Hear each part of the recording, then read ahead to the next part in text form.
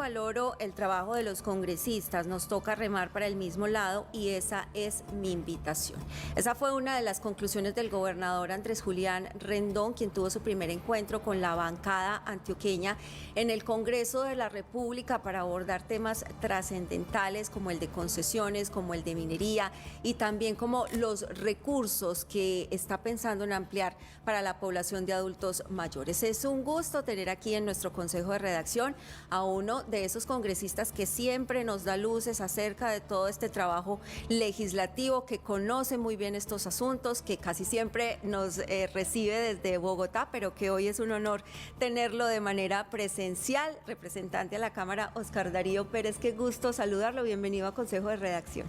Bueno, muchísimas gracias, un saludo muy especial para toda la teleaudiencia y qué bueno que estemos acá presencialmente. Bueno, representante, usted es un hombre muy conocedor de los asuntos que tienen que ver con las finanzas de los departamentos. Esa propuesta de autonomía fiscal, ¿cómo la reciben ustedes en la bancada antioqueña y qué posibilidades tiene? Bueno, la verdad es que la autonomía fiscal está dada en la misma constitución política. Colombia es una república unitaria, descentralizada, con autonomía territorial.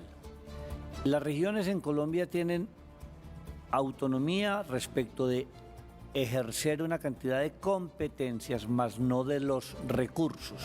Y la misma Constitución dice que no se le pueden trasladar competencias a las regiones acompañadas de los recursos. Y eso es lo que no se ha dado.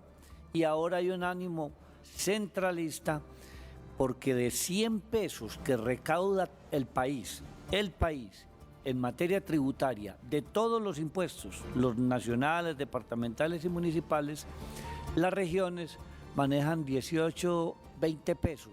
Los otros 80 los maneja la nación. Y eso sí es totalmente inequitativo. Así que la propuesta de tener una autonomía fiscal, que las regiones recauden parte de los impuestos a través de la misma DIAN, no es que lo vayan a hacer a crear otros entes recaudadores, pues es una propuesta muy interesante. En el plan de desarrollo se aprobó un artículo donde se le dio autonomía a las regiones, a instancias del presidente del Senado de la República de hoy, el doctor Iván Name. Así que como propuesta es muy importante no confundir eso pues que con independencia y que con Antioquia Federal, y no, eso no es nada de eso. Así que es una propuesta bien concebida. La mayoría de los departamentos, de los 32, en un escenario de que los departamentos recaudaran el impuesto de renta y el de patrimonio, personas jurídicas y naturales, de sus jurisdicciones, casi 28 departamentos aumentarían los recaudos de lo que hoy reciben por el Sistema General de Participaciones. Y 4 departamentos recaudarían menos, lo que se podría corregir con la creación de un fondo de compensación, etcétera, para que ningún departamento, ninguno, reciba mucho menos de lo que hoy recibe.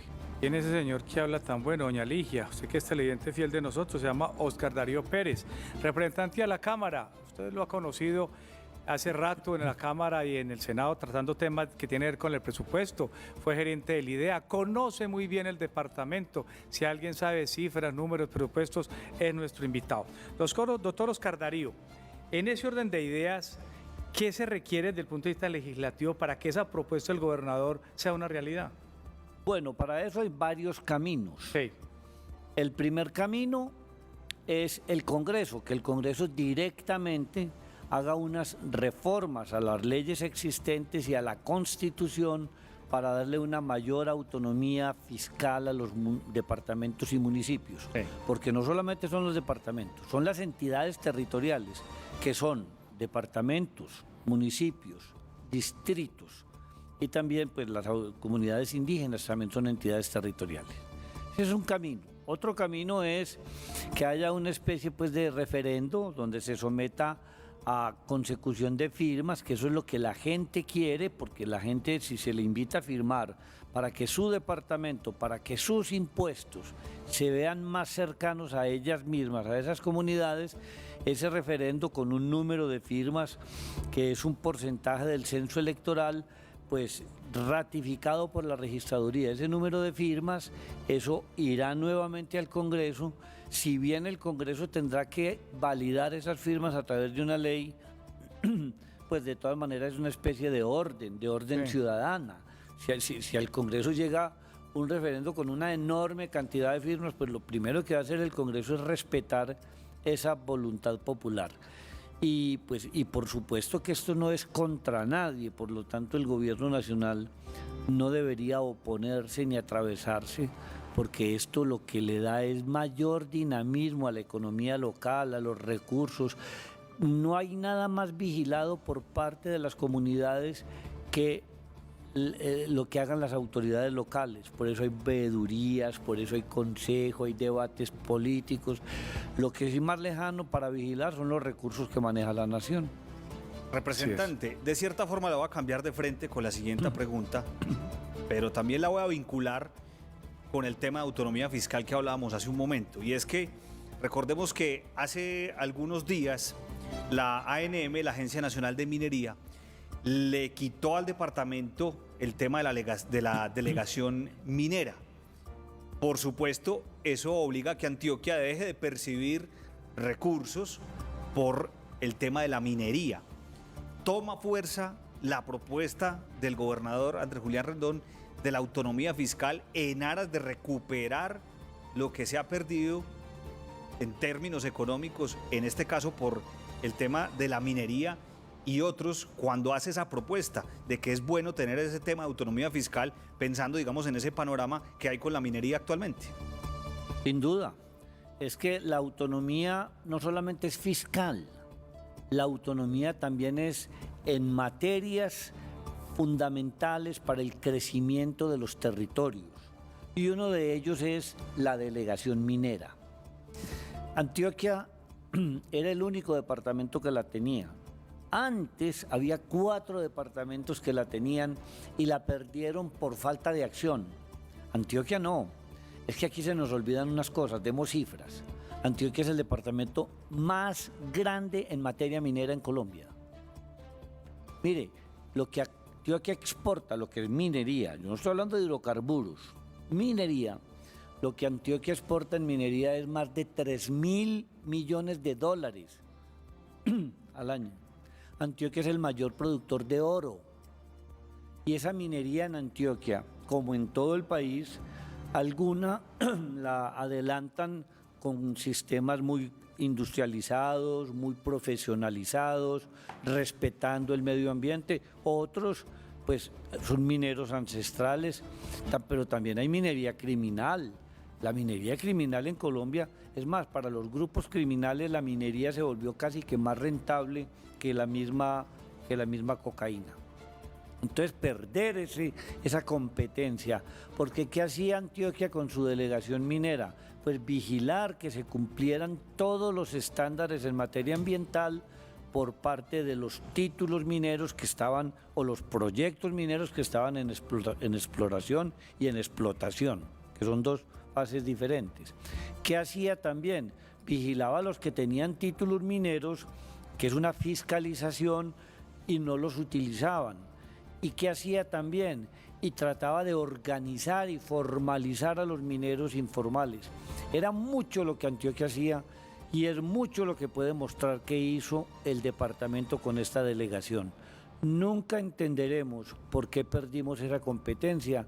No es una cosa que pueda ser predecible, porque la verdad es que lo único que se nos ocurre es un grado enorme de animadversión del gobierno central contra Antioquia. Doctor Oscar Darío, precisamente, ¿considera usted que es más bien una especie de capricho del gobierno nacional el haberle quitado a Antioquia ese manejo minero que tenía tan bien organizado? Sabemos que con las dificultades que presenta, por ejemplo, lo que usted mencionaba, el tema de la minería criminal, pero estaba bien organizada la minería en Antioquia y sería más un capricho del presidente Gustavo Petro arrebatarle ese distrito minero a Antioquia. Pues vea, yo no soy capaz de calificar eso de un capricho, pero lo que sí es que es muy raro, suena casi que increíble que a un departamento que viene haciendo las cosas bien, que tiene cosas para mostrar, le quiten una competencia, una delegación. Ellos argumentan, no, es que la Corte o el Consejo de Estado dijo, la Corte dijo que esas delegaciones no podían ser permanentes. Y es que ¿quién dijo que era permanente? Era por 2 años, era temporal. O sea, la salida legal no es esa es una excusa.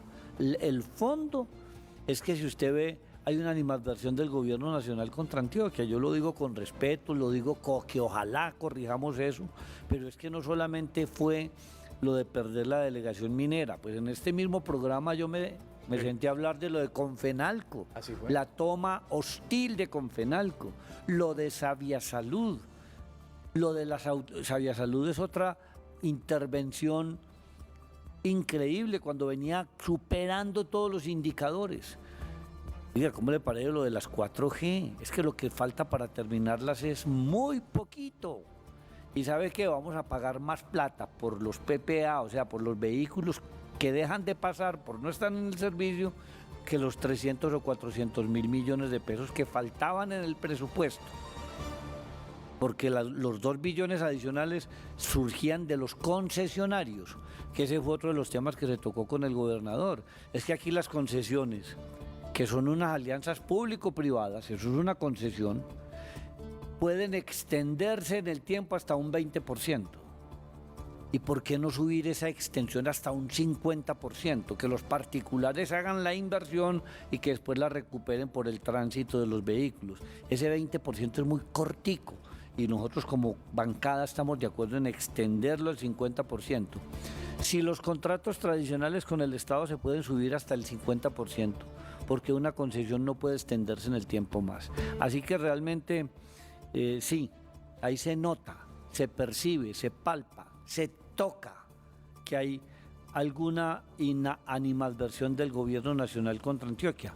Dicen los chismes, pues yo no lo voy a decir como que es cierto, que la salida del doctor Jorge Iván González de Planeación tiene que ver con una réplica que le hizo, que entre otras cosas él es antioqueño, porque parece que allá en el Consejo de Ministros dijeron algo en relación con el departamento de Antioquia. Así que, claro, muy lamentable que perdamos esto, pero para eso hay una bancada. Es que nosotros somos casi 36 y nosotros somos los que aprobamos los presupuestos y aprobamos los planes de desarrollo y aprobamos las leyes y hacemos los debates de control político. 36 no están todos, vamos Y claros. fiscalización. No, los 36 no todos Eso. están alineados ahí, pero usted le va a poner que sean 30 y 6 no. Eso. Y si quiere le regalo 28 y 8. Listo, Pero de todas maneras somos 28 una son 28. abrumadora mayoría alrededor del departamento de Antioquia. Acompañamos al gobernador Aníbal Gaviria y vamos a acompañar con mucho entusiasmo al gobernador Andrés Julián y al alcalde Federico Gutiérrez y a todos los alcaldes, a todos. Aquí no hay alcaldes de primera ni de segunda, a todos. Representante, es que precisamente usted menciona al saliente director de planeación y sí se ha dicho que tiene que ver ese presupuesto para Antioquia, que a él le parecía inconveniente no certificar pues lo que faltaba, por ejemplo, para las vías. También en su carta de renuncia él dejó claro que necesitaba la participación de todas las regiones para que ese plan se ejecutara de la mejor manera, pero ahí al interior del Congreso, representante, ¿cómo se sienten esos pulsos políticos? ¿Ustedes creen que es posible ser escuchados o el gobierno nacional, cada vez que ustedes plantean estas demandas frente a Antioquia, ha hecho oídos sordos o indiferencia frente a lo que está sucediendo con el departamento? Lo que pasa es que ha hecho carrera una serie de mitos que realmente no entendemos. Por ejemplo, la gente dice en general que el metro de Medellín nos lo regalaron. ¡Qué falsedad! Aquí mismo también me senté yo una vez a hablar del metro de Bogotá y el metro de Medellín y los sistemas de transporte masivo. Antioquia paga el 60% del valor del metro. Es decir, de cada dólar nosotros pagamos 60 centavos de dólar. La nación nos apoya con el 40%. Graves en eso. 60 nosotros, 40 la nación. Bogotá, 70 la nación, Bogotá 30. Ahí hay una inequidad, nosotros pagamos el doble de lo que van a pagar todos los otros y lo pagamos con el impuesto al tabaco, que lo ignoramos, y con la sobretasa a la gasolina. O sea, es que nosotros lo estamos pagando y lo estamos pagando cumplidamente. ¿Cómo será lo cumplidamente que lo estamos pagando que hemos dado?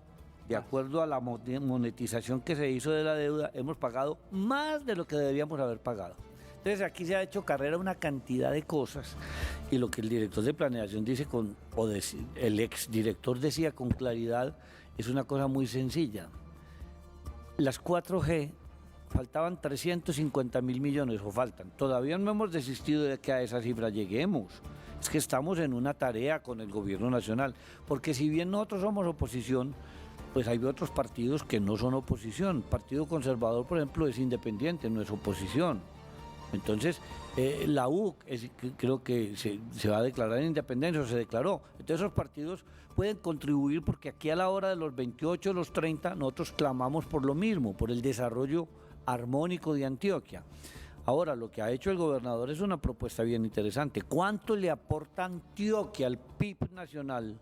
¿Y cuánto recibimos? Hagamos esa cuenta a ver cómo nos va.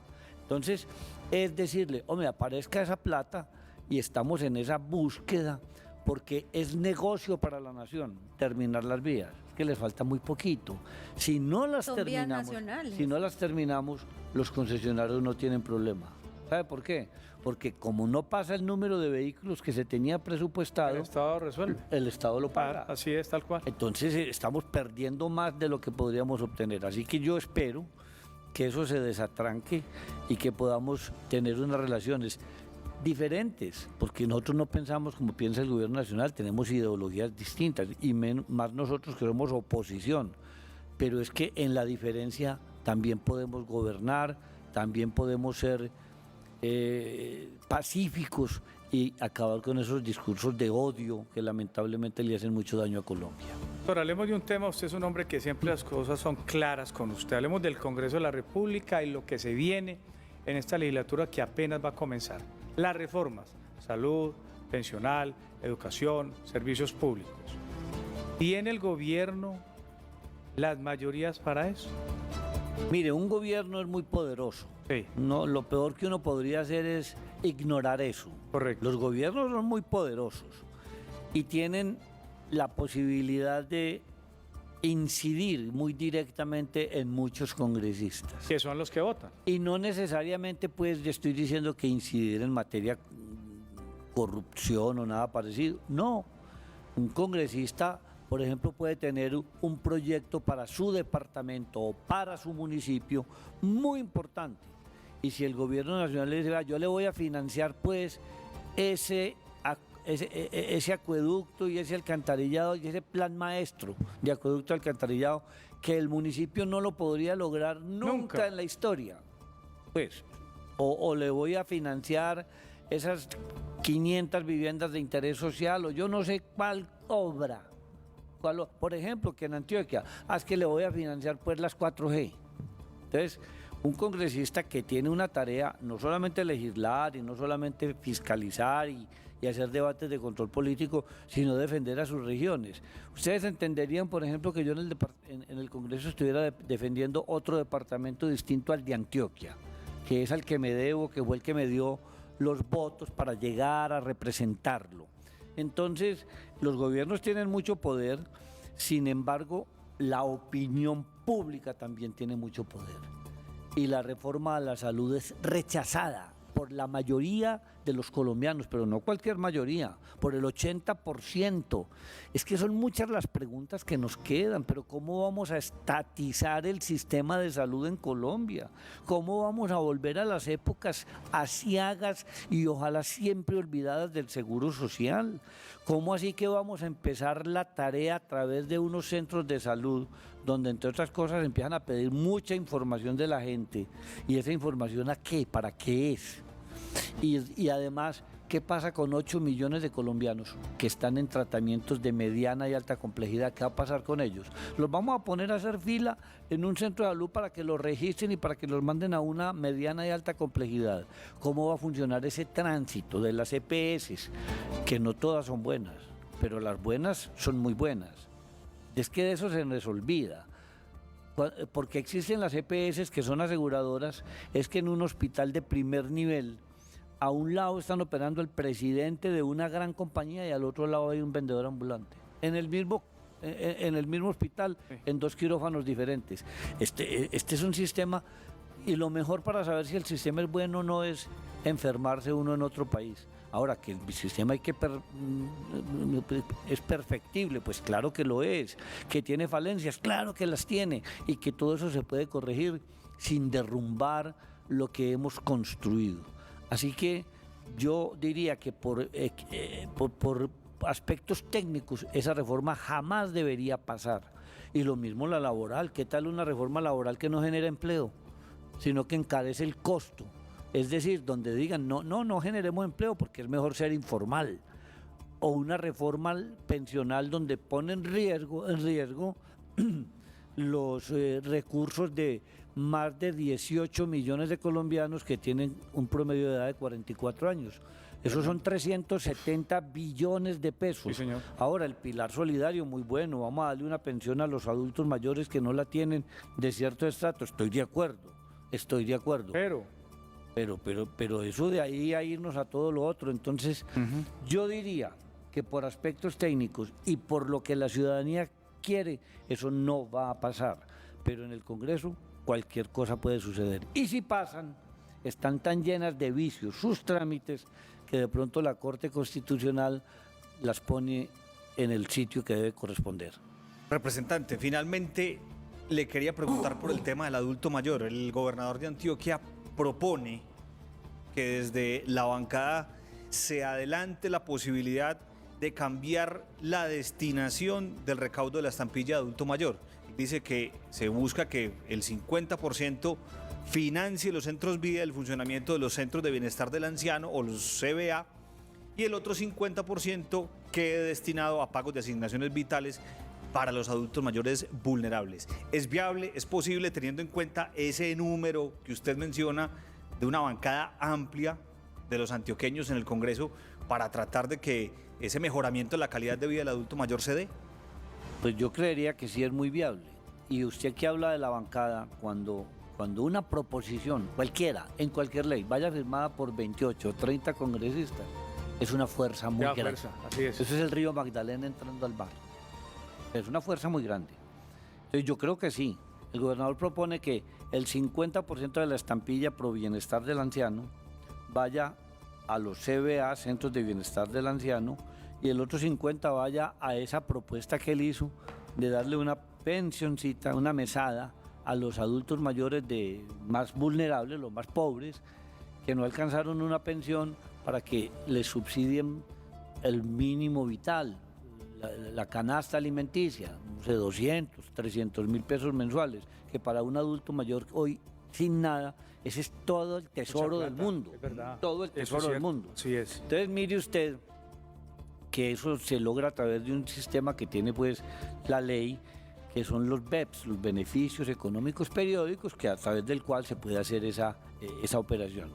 Lo que necesita son los recursos, y esa propuesta del gobernador es bienvenida. Lo que pasa es que eso no da muchos recursos, es que la estampilla recaudará 60, 70 mil millones de pesos, y la mitad son 35 mil. Con eso no se logra todo lo que se debería lograr y hacer. Yo le propuse al gobernador, inclusive lo propuse ahí delante de todos mis colegas, hay otras fuentes de recursos que son más fuertes. Por ejemplo, el FOMPET. El FOMPET es el Fondo de Pensiones Territoriales, que se creó en la ley 599 o 598 del año 2001, creo. Esa ley permite que los municipios y las entidades territoriales tengan los recursos suficientes para atender la pensión de sus empleados, pero tiene una fuente de recursos permanente. Cuando hay venta de activos de los que le decomisan a la mafia, cuando se venden activos de la nación, en fin, hay una serie de recursos. Hay fuente. Hay fuente de recursos muy grande. Hay municipios y departamentos que sobrepasan el 100%, o sea, ya tengo cubierta la capacidad para pensionar a mis empleados. Hay municipios que tienen 100, 120, 130, 150, 200% y departamentos. Entonces lo que le proponía yo al gobernador es, después de cierto nivel, 120% para arriba, se permita desahorrar, es decir, traer esos recursos para financiar esos programas. Y ahí sí no estamos hablando de 65, 70 mil millones, ahí estamos hablando de billones. Claro que para Antioquia no sé si eran billones, pero si son 300 o 400 mil millones y para los municipios de Antioquia otro tanto, sirve. ahí sí tenemos con qué decirle a los viejitos, vea, aquí le vamos a dar sus 200 mil pesos mensuales o los 250 mil. No nos olvidemos que en Colombia ya hay un programa que le da a los adultos mayores una mesadita mensual, 85, 100 mil pesos, eso debería aumentar, pero son cerca de 2 millones de adultos mayores los que están ahí. Exacto, sí. Que a esos se les complemente y los que no están ahí se incluyan. Con la otra, sí, Propuestas importantes entonces que surgen de esas reuniones del gobernador con la bancada antioqueña, representante a la Cámara por Antioquia, Oscar Darío Pérez Pineda. Qué alegría haberlo tenido aquí en Consejo de Muy Redacción y escasito lo en persona, esperamos. pues. No, nada de eso. Hombre. Lo esperamos de nuevo para que ¿Cuándo arranca disfrute para otra vez Bogotá? del café. El 16 de febrero. Listo todo. Ya casi.